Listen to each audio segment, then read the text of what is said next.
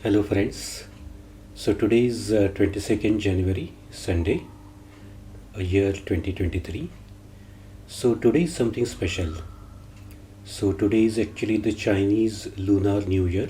So this is not just something specific to China country, but it is actually celebrated in pretty much most of the Southeast Asian countries, mostly the Buddhist countries. So countries like Korea, China, Vietnam, Cambodia, Laos, Burma, Taiwan, and even in Singapore and Hong Kong, the Chinese population actually celebrates this, and there might be some other countries as well. So wish all of you a happy New Year, of course to whoever it is applicable to. And so just wanted to mention some special correlation between this Chinese lunar calendar and the Hindu calendar.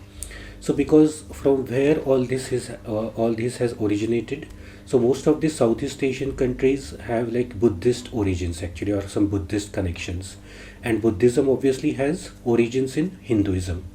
So this calendar is actually linked to the Hindu calendar that we use actually in India, the lunar Hindu calendar, I mean.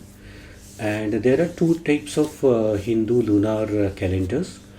One is the Amavasyant, that is the month ending on an Amavasya, which is followed on almost all the states which are touching the coastal line.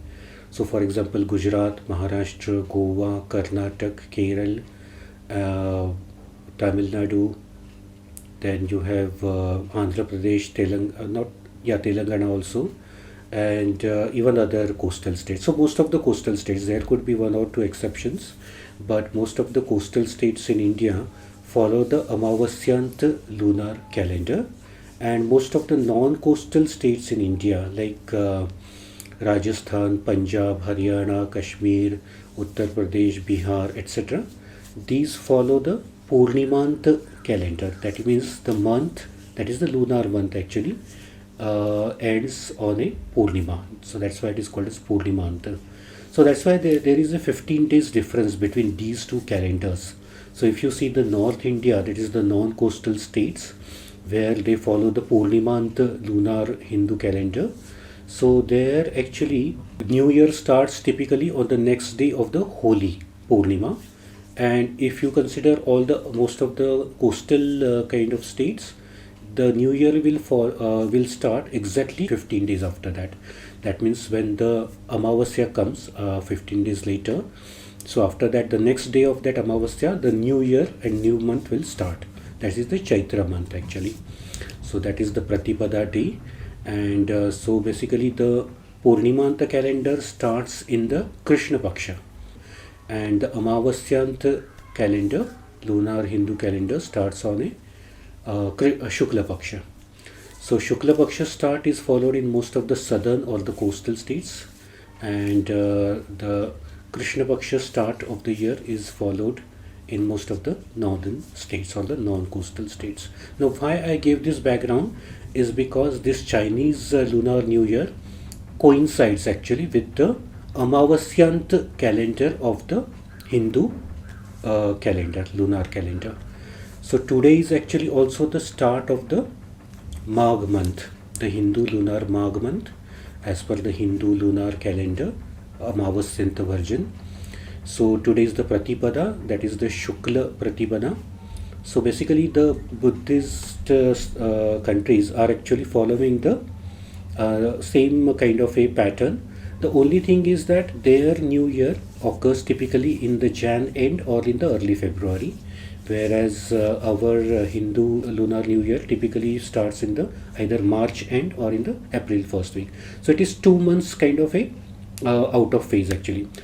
So that is the similarity, and they also follow this Adhik Mas kind of system to keep it sync with the solar year also. So 7 Adhik Mas or extra months will be inserted in a cycle of every 19 years. So approximately every 2 to 3 years this Adhik Mas will be introduced, just like the exactly same like the Hindu lunar calendar.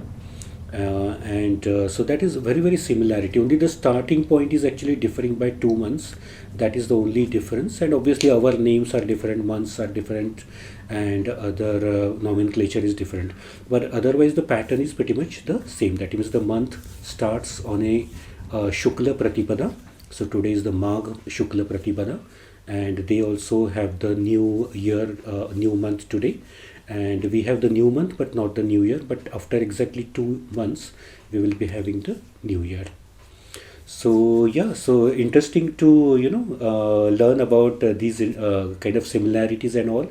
So most of the Asian countries have their connections, cultural connections and linguistic connections, and even other religious connections with Bharat.